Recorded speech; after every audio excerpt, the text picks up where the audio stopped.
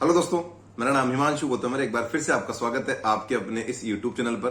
दोस्तों, उम्मीद है कि आपके सीजीएल 2024 जिसका नोटिफिकेशन 11 जून के आसपास आने वाला है और इसके एग्जाम सितंबर अक्टूबर के बीच में आने वाले हैं। इस एग्जाम की तैयारी आपकी बहुत अच्छे तरीके से चल रही होगी और एग्जाम ओनली ये वाला ही नहीं है, सीएचएसएल सीपीओ के तो जो फॉर्म थे वो भी आ चुके हैं और आगे एमटीएस या एनटीपीसी रेलवे के जैसे वाले फॉर्म भी आने वाले हैं। तो ये वाला इस साल तो वैसे एग्जाम से भरा हुआ है, ठीक है।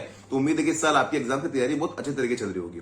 दोस्तों, आज के इस वीडियो में आपसे बात करने वाला हूं कि जब ऐसा होता है ना कि 4 सब्जेक्ट होते हैं, मैथ्स, रीजनिंग, इंग्लिश, जीके, और ऐसा लगता है कि यार 2-3 सब्जेक्ट में तो हमने पकड़ कर ली, हम इनमें अच्छा स्कोर कर लेंगे, फिर यार लगता है कि एक सब्जेक्ट हमें बहुत नुकसान दे रहा है, तो उसकी तैयारी में कैसे करनी चाहिए। मेरे टाइम पे क्या हुआ था ना कि मैं साइंस का स्टूडेंट था, ठीक है, मेरा साइंस बैकग्राउंड था, तो मैथ्स और रीजनिंग की तो मैंने अच्छी तैयारी कर ली, मैथ्स और रीजनिंग की मेरी अच्छी तैयारी होगी।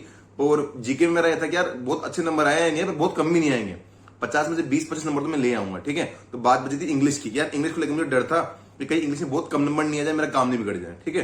तो आखिर के 3-4 महीने मैंने इंग्लिश को इस तरीके से प्रिपेयर किया ना भाई कि मेरे इंग्लिश में जो सीजीएल 2020 का प्री हुआ था उसमें 50 आउट ऑफ 50 मार्क्स आए, नॉट इवन 47.5, पूरे 50 में से 50 नंबर है। जबकि मैं एक हिंदी मीडियम का बैकग्राउंड था, आदर्श विद्या मंदिर से पढ़ा हुआ था, फिर भी मेरा अच्छा स्कोर है, ठीक है। तो मुझे लगता है कि जो चीज मैंने इंग्लिश के लिए अप्लाई की वो अगर मान लो किसी की मैथ्स वीक है तो मैथ्स के लिए अप्लाई कर सकता है, किसी की रीजनिंग वीक है तो रीजनिंग के लिए अप्लाई कर सकता है, किसी की जीके वीक है तो जीके के लिए भी अप्लाई कर सकता है, ठीक है। करना क्या था ना, आप सब लोगों के पास टेक्स्ट बुक के पास होते हैं, ठीक है। उस टेक्स्ट बुक में सीजीएल के भी मौके होते हैं, सीएचएसएल के भी मौके होते हैं और सीपीओ के भी मौके होते हैं, और एमटीएस जीडी सब सारे मौके होते हैं, उसमें तो मतलब हजारों मौके भरे पड़े हैं, ठीक है। आपको क्या करना है ना, आपका जो भी सब्जेक्ट वीक है, जो भी सब्जेक्ट वीक है, ठीक है, जैसे मान लो मैथ्स वीक है आपकी, क्या कर मैंने इंग्लिश में मेरे टाइम में क्या हुआ ना, मैं इंग्लिश के डेली के 7 से 8 प्रीवियस ईयर के 25 वाले जो क्विज होते हैं ना, एक 25 की जो इंग्लिश के सेट होता है उसमें 25 क्वेश्चन आते हैं, तो उसको मैं अटेंड करने लेकर डेली के 7-8, मतलब डेली के मैं कम से कम 175-200 के आसपास इंग्लिश के क्वेश्चन क्विज फॉर्मेट में अटेंड करने लग गया। मेरी आदत पड़ गई क्या डेली के 8 कुछ लगाने ही मुझे किसी भी हालत में। आखिरी के 2-3 महीने में ये चीज करता रहा, इसका फायदा ये हुआ कि इंग्लिश में 50 आउट ऑफ 50 मार्क्स है। जैसे मान लो आप मैथ्स कर रहे हो, आपकी मैथ्स वीक है, तो आप क्या करो ना, सीजीएल वाले मॉक तो आप फुल मॉक दे रहे हो, पूरा पूरा सारे अटेम्प्ट कर रहे हो, पर आपने सीएचएसएल वाला मॉक खोला। अब ऐसा तो है नहीं ना कि वो मॉक आपके बाद में काम आ जाएगा, आपने उस मॉक को ओपन किया, आप रीजनिंग भी छोड़ दो, इंग्लिश भी छोड़ दो और जीके भी छोड़ दो। आपकी मैथ्स वीक है ना, तो ओनली मैथ्स के 25 क्वेश्चन आपको अटेम्प्ट करने हैं। अब आप ये बोलोगे भैया ये चीज तो हम जो सेक्शन वाले मॉक आते हैं उनमें भी कर सकते हैं, उनमें पूरा 1 घंटा नहीं मिलता आपको। आप अपनी प्रायोरिटी रखो कि चाहे मेरा पूरा 1 घंटा खत्म हो जाए पर मुझे 25 के 25 क्वेश्चन आने चाहिए, ठीक है। टाइम मुझे 25 मिनट लगे, 30 मिनट लगे, 35 मिनट लगे, 40 मिनट लगे, 45 मिनट लगे, मेरा पहला टारगेट ये है कि जो मेरे मैथ्स के जो 25 क्वेश्चन है ना वो कम से कम मैं पूरी तरह देख लूं, अपनी पूरी ताकत लगा कर एक बार सोल्व तो कर लूं, चाहे टाइम कितना भी लग रहा है, क्योंकि भाई टाइम तो क्या धीरे धीरे कम हो जाएगा। हो सकता है कि आज 25 क्वेश्चन सोल्व करने में आपको पूरे 50 मिनट लग गए हो, टाइम बहुत लग गया हो आपको, पर जब कल लगाओगे ना 25 क्वेश्चन दोबारा तो शायद आपको 45 लगेंगे, फिर अगले दिन लगाओगे तो शायद आपको 40 मिनट लगेंगे, और ऐसे करते करते आप 20 से 25 मिनट में पहुंच जाओगे, ठीक है ना। ये एक तरीका है। चाहे अब जैसे मैं इंग्लिश के तो यार 10 मिनट लगते हैं क्विज लगाने में, ठीक है, तो मैं डेली के 7-8 लगा देता था। मैथ से मुझे पता है कम से कम आधा घंटा तो लगेगा आप लोगों को, ठीक है, तो आप डेली के 4 ही लगाओ।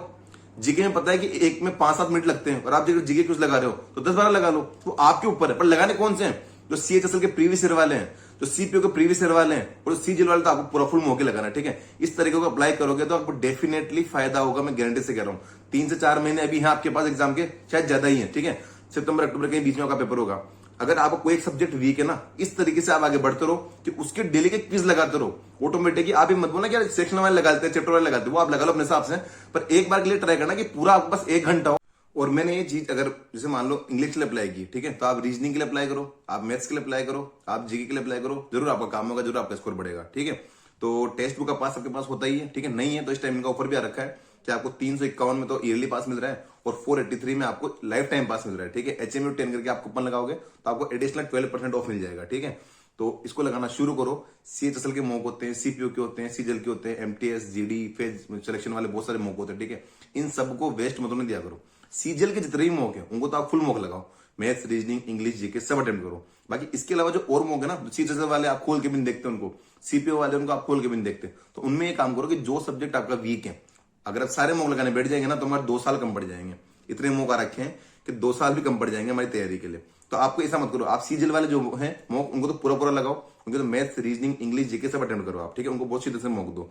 बाकी सीएचएसएल वाले और सीपीओ वाले जो मॉक है ना, उनमें आप ये करो कि ओनली जो आप सब्जेक्ट आपका वीक चल रहा है, चाहे वो मैथ्स है, चाहे रीजनिंग, चाहे इंग्लिश है, जो जीके जो भी है, ठीक है, उसके आप ओनली वो वाला पार्ट अटेम्प्ट करो और फुल टाइम लगाओ। मैथ्स के अगर 25 क्वेश्चन भी आ रहे हैं ना, तो भी आप 50 मिनट लगाओ, कोई बात नहीं, पूरा 1 घंटा लगा दो आप तो उन 25 क्वेश्चन के पीछे, ठीक है। पर ट्राई हमारे रहना चाहिए कि कम से कम वो 25 क्वेश्चन सही हो जाए हमारा। हो सकता है कि आज आपको पूरे 50 मिनट लग जाए, 60 मिनट लग जाए, पर धीरे धीरे अगले दिन आप डेली देते जाओगे ना, डेली के 3-4 क्विज आप दे रहे हो, तो डेली आपका टाइम कम होता जाएगा। और एक टाइम ऐसा भी आएगा कि आप 20 से 25 मिनट के बीच में वो मैथ्स के 25 क्वेश्चन आप अटेम्प्ट कर सको। मेन टारगेट क्या होता है कि हम 25 मिनट में 25 क्वेश्चन मैथ्स के अटेम्प्ट कर सके, और इस टाइम में आप पहुंच भी जाओगे अगर आप लगातार एक क्विज प्रैक्टिस इस तरीके से कर रहे हो पूरे 1 घंटे वाले। फिर आपको लगता है कि टाइम आपका एक टाइम में आप पहुंच गए, तो आप जो सेक्शन क्विज होते हैं 25 मिनट वाले या 25 मिनट वाले, 30 मिनट वाले, आप वो अटेम्प्ट करो आराम से, कोई भी इशू नहीं है। उम्मीद है कि आपको चीज समझ में आई होगी। लगाना शुरू करो, आखिर के 3-4 महीने यही अंतिम दौर है। जितनी ताकत आप लगा सकते हो अभी लगा दो, आप बाद में ताकत लगाने से कोई मतलब वाली बात नहीं है। जब आधे नंबर से 1 नंबर से कट ऑफ नहीं निकलेगी ना, तो फिर मतलब वाली बात नहीं है, थोड़ा और पड़ता, ये होता वो होता, सब फालतू की बातें होती है। अभी जितनी मेहनत करनी है उतनी मेहनत कर लो आप बैठ के।